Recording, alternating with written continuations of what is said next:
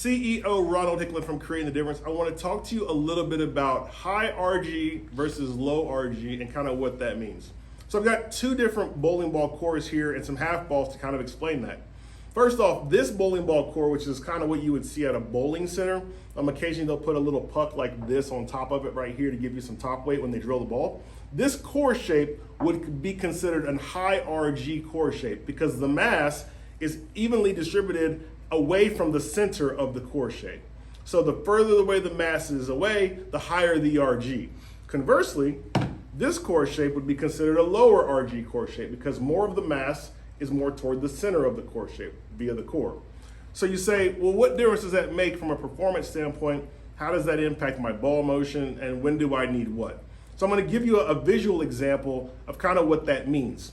High RG versus low RG. And I'm going to use this device right here. Now these have weights, and these weights are away from the center of the piece. So this would be like the center of the core shape. This would be the center of the core shape here, and this is the mass. So in this particular orientation, we have the mass in what's considered a high RG location because it's farthest away from the center of the core, center of this piece, this bar right here. So as I spin it, you'll see as it spins kind of slow. And that's just a function of the mass is far away from the center. Like the bowling ball that I showed you that is actually right here, this would be a high RG configuration. Conversely, as I take this mass and begin to move it in, I'm moving it more toward the center here, more toward the center of the core shape, more toward the center of the axis here. What that's gonna allow me to do is I'm gonna then apply, about the same kind of force, not much, but you can see it's spinning a lot faster.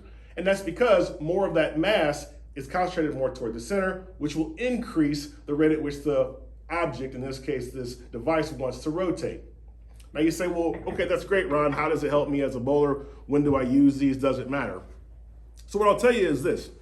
If you are bowling in a condition where you've got more oil and you need your bowling ball to kind of pick up a little bit earlier, more like a low RG core shape would be your choice. If you're bowling on drier lanes and you need the bowling ball to get down and land a little bit further, more like a high RG bowling ball would be the choice. Now, obviously, there's other things that go into this.